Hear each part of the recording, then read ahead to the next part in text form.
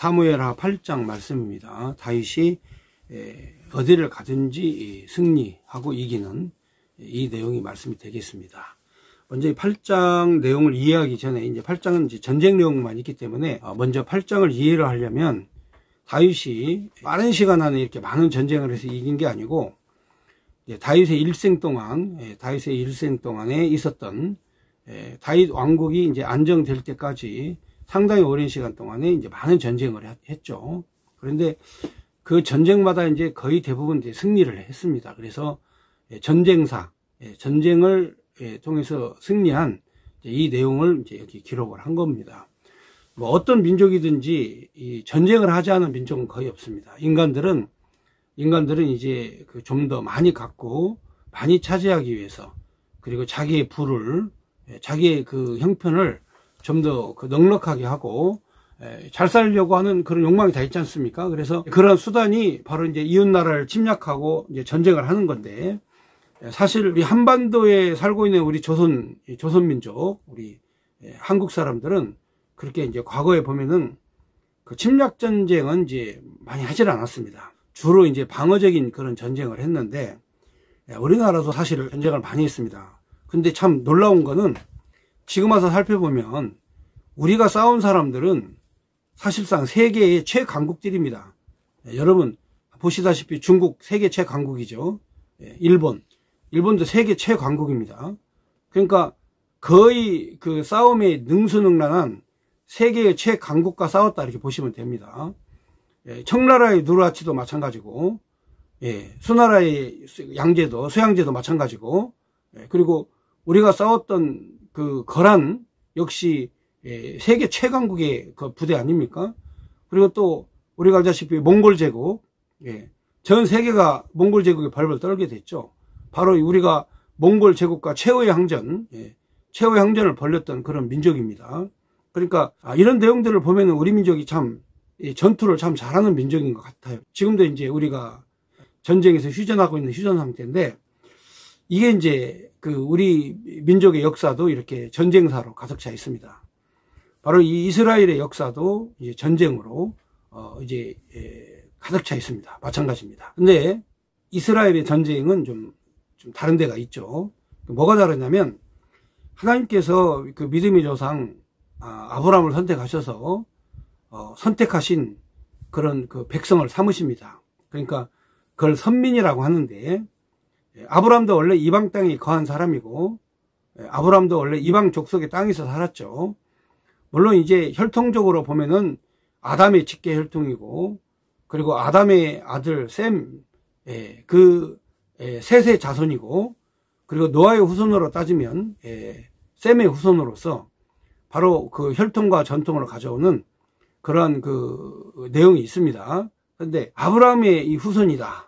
이 아브라함의 후손이 세계에서 가장 지금 현재 번성하고 가장 잘 되고, 그리고 현재 이 현대 사회를 움직이고 있다, 이렇게 보시면 됩니다.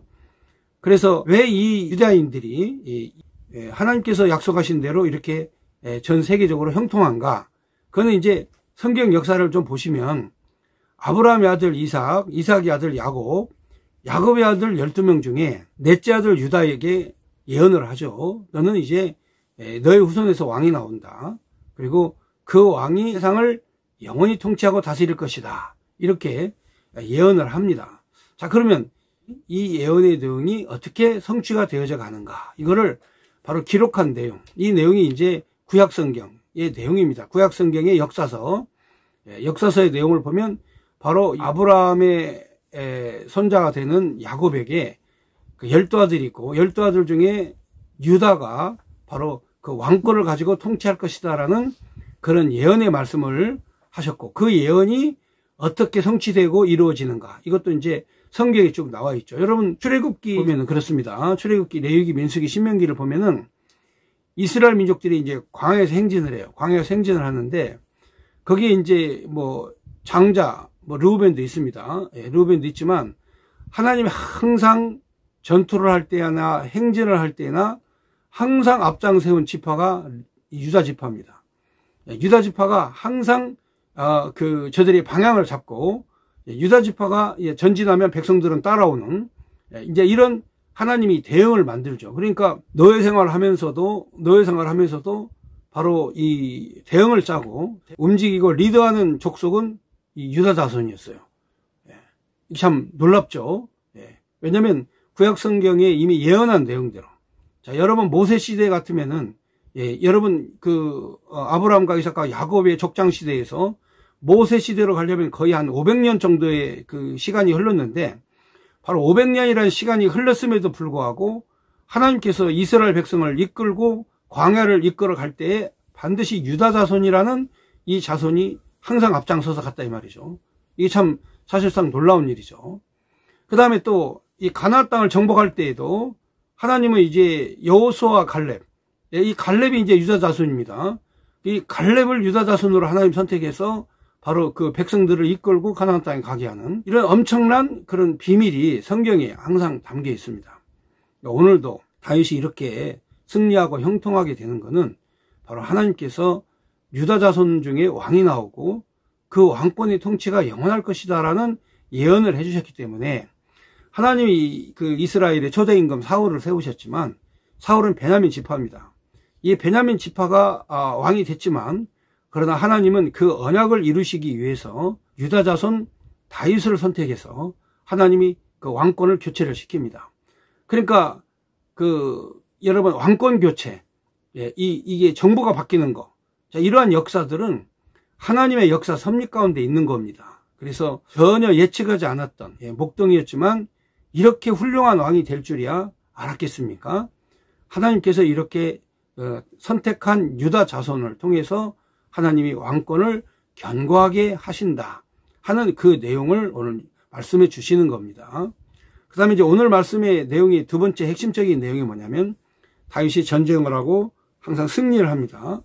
전쟁을 하고 승리를 하는데 이 승리를 할 때마다 하나님께서 어디로 가든지 이기게 해주시는 거죠. 그러니까 이 전쟁의 역사도 하나님이 승리하게 하신다는 거죠. 그 다음에 세 번째로 바로 전쟁을 하게 되면 이제 많은 재물을 가져오죠. 고대 전투에서는 그렇습니다. 전투를 하는 이유가 바로 그 노략물, 다시 말하면 그 나라가 가지고 있는 물자, 자원, 그 사람, 자, 이것을 빼앗아 오는 거죠. 그래서 나라가 강해지는 겁니다. 그러니까 고대의 전쟁사를 보면은 사실상 평화롭게 산 적이 거의 없어요. 거의 이렇게 전쟁을 통해서 자신들과 뜻을 같이 하는 사람들이 항상 이제 그 힘을 합해가지고 싸웠는데 참 신기한 거는 다윗은 싸우면 싸울수록 주변에 있는 그런 국가들이 이제 항복을 하고 그 다음에 또 물질을 가져옵니다. 그런데 여기 이제 나중에 보시면 알아요. 나중에 이제 이 내용을 읽어보시면은 하나님께서 다윗에게는 주로 뭘 많이 주시냐면 황금, 그 다음에 은, 그 다음에 놋, 이걸 많이 주십니다. 근데 다윗은 그것을 자기의 물건으로 삼지 않아요. 자, 그런 외국의 노략물들을 가져오면 그건 다 왕의 것 아닙니까? 근데 다윗은 그걸 자기 것으로 삼지 않아요. 그거를 하나님 앞에 드려요. 그러면서 이건 하나님 거다 해가지고 창고를 지어가지고 그 창고에다가 그 전리품 가져온 금, 은, 놋 이걸 다 창고에다 쌉니다. 그러니까 그거는 이건 사람의 소유가 아니다. 이건 개인의 소유도 아니고 이건 왕의 소유도 아니다. 이건 하나님 거다 하고 하나님 앞에 그냥 다 드려요. 참 그걸 보면 놀랍죠. 이거 왜 놀라운 거냐면 사람들이 그래요. 물질의 욕심도 내지 않고 다윗은 하나님 앞에 드린 것 보면 참 믿음이 좋다. 여러분 그게 아니에요. 다윗이 창고를 지어가지고 그 전리품을 다 거기다 놓은 거는 나중에 자신의 아들 솔로몬이 영화롭고 화려한 성전을 지을 때 자기 아들 솔로몬이 장차 성전을 지을 때 필요한 황금, 필요한 놋, 필요한 은을 하나님께서 다윗 시대에 다 준비해 놓으신 거예요. 그러니까 내 것을 내 것으로 하지 않으면 그거는 누구를 위해 쓰냐면 하나님의 영광을 위해 쓰는 거예요. 그러니까 내가 많이 쓸수록 하나님의 영광된 그 일을 위해서 쓰지 않아요. 여러분 교회에 계신 목사님들이 검소하고 가난하고 그리고 가진 것 없이 사는 이유가 하나님의 영광을 위해서 산다는 삶이 먼저 목적이 되기 때문에 그렇게 사는 거예요. 그러니까 신실한 목자, 정말 성경적인 하나님의 종, 이 사람들은 정말 검소하게 삽니다. 왜냐? 내가 검소하게 살아야 하나님의 영광된 삶을 사는 거거든요. 이게 성경의 진리예요. 그러니까 다윗에게 하나님이 엄청나게 많은 재물을 주었다 할지라도 다윗은 그것을 자기 것으로 만들지 않고 하나님 앞에 온전히 드리는 이 삶이 얼마나 멋있는 삶이냐 하는 것을 우리에게 교훈해 주는 내용입니다. 자, 그러면 이제 정리된 말씀을 통해 가지고 성경에서 확인을 한번 해보겠습니다. 과연 하나님께서 정말 그렇게 다윗을 이끌어 가셨는가? 자, 먼저 8장 2절을 보면은 다윗이 또 모압을 쳐서 그들로 땅에 엎드리게 하고 줄로 재어 그 두 줄 길이에 사람은 죽이고 한 줄 길이에 사람은 살리니 모압 사람들이 다윗의 종들이 되어 조공을 드리니라 그랬어요. 이게 무슨 내용이냐면 다윗이 이제 그 모압을 쳐서 정복했어요. 근데 이 모압 사람들은 여러분들도 아시다시피 이스라엘 민족들이 가나안 땅에 진격할 때 이 요단강 앞에서 이 뒤통수를 때린 족속이에요. 그러니까 이 모압은 철저한 군대 조직으로 되어 있는 그런 조직적 그런 민족입니다. 근데 이런 민족을 쉽게 이길 수가 없어요. 사실은요. 다윗 아니면 이게 못 이겨요, 진짜. 근데 이 모압 족속을 지금으로 말하면 요르단입니다. 지금으로 말하면 요르단인데 이 모압과 암몬 이 족속들이 이스라엘 민족들을 이 가나안 땅으로 들어갈 때 엄청 괴롭힌 민족이에요. 근데 이제 드디어 이 다윗 왕국에 다윗이 왕이 되자마자 그 이스라엘이 이제 힘 있는 군대가 생겼어요.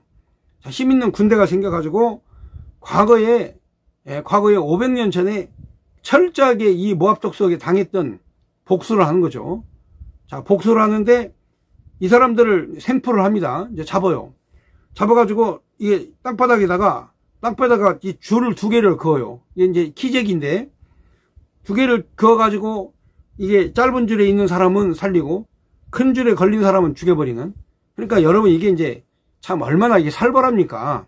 그러니까 이렇게 그냥 이렇게 강력한 군사력을 가지고 통제를 하니까 그렇게 악랄했던 군대 조직을 가지고 이스라엘을 괴롭혔던 모압 사람들이 항복을 하는 거예요. 그냥 항복하고 더 이상 싸우지 않겠다. 이제는 더 이상 우리는 다윗과 대적하지 않겠다. 이렇게 나간 거죠. 그러니까 적들을 제압하는 거에도 이제 전술 전략이 필요합니다. 그런데 적들이 가장 무서운 게 뭐냐면 공포, 두려움, 공포와 두려움을 이제 심어주는 거죠. 그러니까 다윗은 진짜 포로 잡아오면 키재기 해가지고 키가 크고 힘께나 쓰겠다 하면 그냥 죽여버리고 이런 식으로 하니까 야, 저것들한테 걸리면 우리 다 죽는다. 차라리 우리 항복하자 해가지고 항복을 하죠. 또 3절에 보면은 그 르홉의 아들 소바왕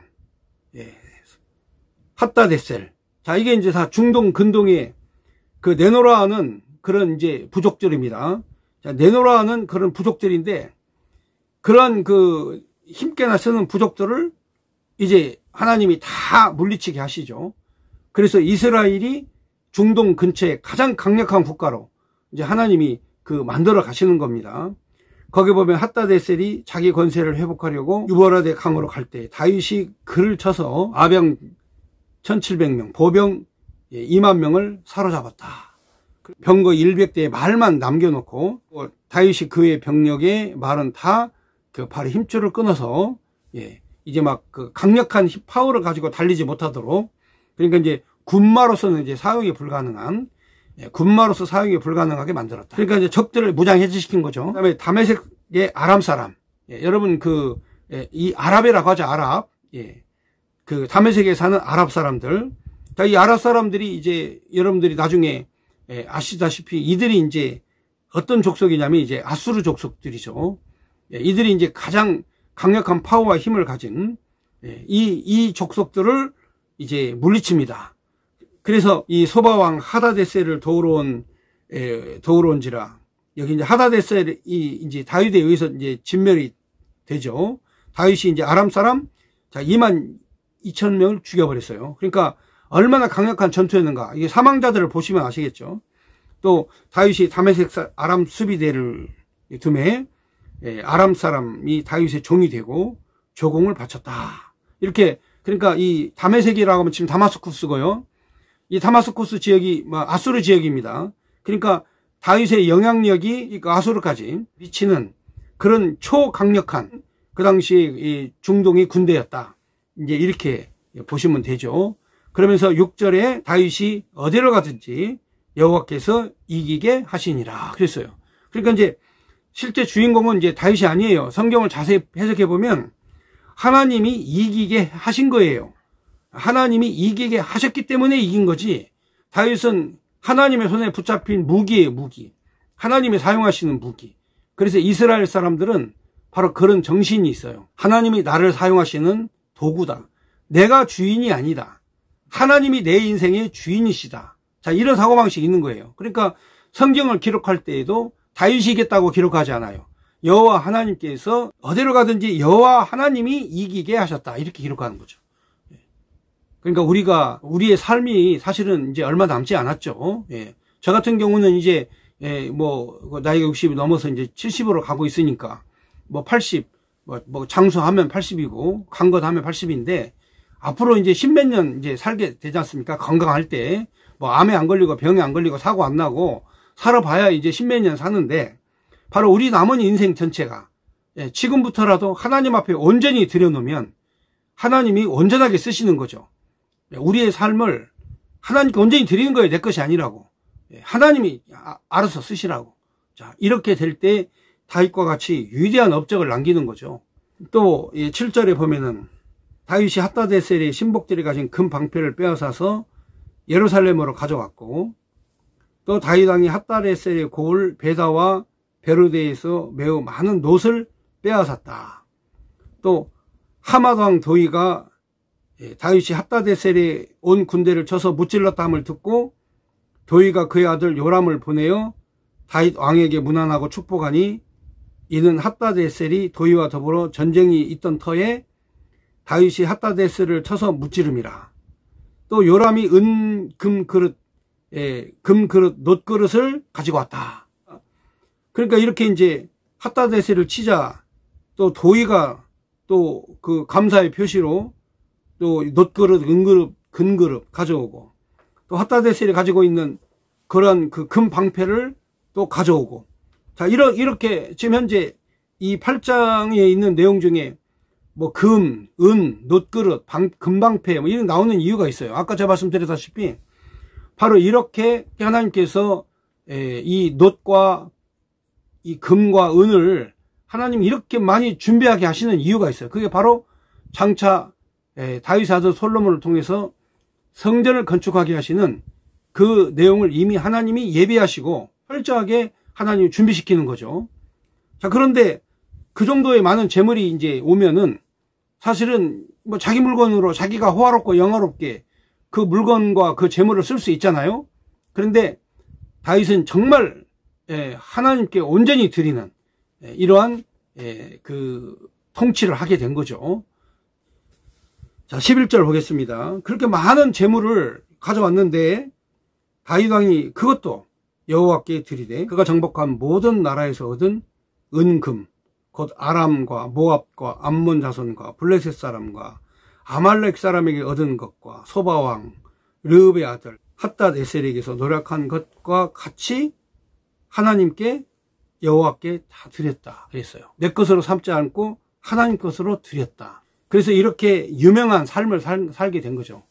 다윗이 형통한 삶을 살게 된 것은 그야말로 하나님과 호흡하고 하나님과 생명 공동체로, 하나님과 영혼 공동체로 다윗이 함께 살았죠.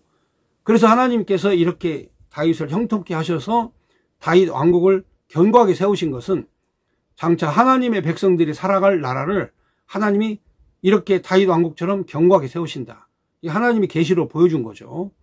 자, 그래서 하나님이 언약의 왕국으로 세우시고, 그 다음에 모형의 왕국으로 다윗을 하나님이 만들어 주시고, 그 다음에 예수 그리스도로 말미암아 실체의 왕국, 지금 우리가 살아가는 기독교, 교회, 예수가 머리가 되는 그런 교회를 하나님이 만들어 주시고, 그 다음에 장차 살아갈 영원한 나라, 영원한 왕국, 그 왕국을 우리에게 약속해 주셨죠. 그래서 바로 성경에서 예언한 모든 내용을 보면 영원한 왕국, 새 예루살렘, 바로 그 어린 양 예수, 그 예수가 바로 다윗의 자손이죠. 아브라함의 자손 야곱에게 약속하신, 야곱을 통해 약속하신 그 유다 자손의 영원한 통치가 지금 현재 하나님이 예언한 내용의 말씀대로 이루어져 가고 있다. 그래서 바로 지금 예수 그리스도가 교회를 지배하고 통치하고 장차 세워질 영원한 나라는 바로 그리스도 어린 양 예수가 부활하시고 재림하시는 그 예수가 통치하게 될 것이다 하는 내용이 성경 전체의 약속이에요. 하나님이 언약하신 그 언약의 왕국이 다윗을 통해서 그래서 실제적으로 이루어지는, 그래서 하나님께서 다윗 왕국을 견고하게 하고 싸워서 이기게 하고 승리하게 하고 그리고 많은 재물을 하나님이 주심으로 말미암아 그 재물로 하나님이 기뻐하시는 성전을 건축하도록 예비하고 준비하셨다. 자, 이런 내용입니다. 자, 그 다음에 이제 마지막으로 하나님께서 이제 일꾼을 세우십니다. 다윗 왕국을 위해서 그리고 그 통치할 그 나라를 위해서 하나님이 이제 적절한 타이밍에 이제 하나님이 이 사람을 쓰시는데, 거기 보면은 땅덩어리가 너무 넓으니까 다윗이 지배한 땅덩어리가 넓으니까 이제 군대 조직도 세우고, 그 다음에 이제 그곳을 지역을 다스릴 수 있는 총독도 세우고, 하나님이 이제 일꾼을 세우시는 내용이죠. 그러니까 이제 조직을 잘 세우는 겁니다. 우리 국가 조직도 그렇습니다. 국가 조직이 견고해야 국가가 튼튼한 거 아니겠습니까? 13절에 보면은 다윗이 소금 골짜기에서 에돔 사람 18,000명을 죽이고 돌아서 명성을 떨치니라. 다윗이 에돔의 수비대를 두되 온 에돔의 수비대를 두니 에돔 사람이 다 다윗의 종이 되니라. 다윗이 어디로 가든지 여호와께서 이기게 하셨더라. 자, 이렇게 점령하고마다 이제 수비대를 두어서 이제 통치를 하는 거죠. 다윗이 온 이스라엘을 다스려 다윗이 모든 백성에게 정의와 공의를 행할세. 그러니까 이제 국가의 지도자는 정말 정의와 공정을 이제 행해야 됩니다. 지금 현재 정의와 공정이 상실되면 백성과 국민들이 힘들어져요. 백성과 국민이 힘든 겁니다. 그러니까 대통령이 정의와 공정을 행하는 이런 대통령이면 백성들이 편안해요. 왜냐하면 권력자에게 지배를 받지 않고 자유를 뺏기지도 않고 헌법에 있는 내용대로 그 권력이 국민으로부터 나오기 때문에 국민을 가장 존중하는 정의와 공의가 가득한 그런 지도자가 나오면 나라가 편한 거예요. 근데 나라가 안 편하면, 나라가 정말 불안하고 백성들에게 불만이 많고 그렇다면 정의롭거나 공의롭지 못한 거죠.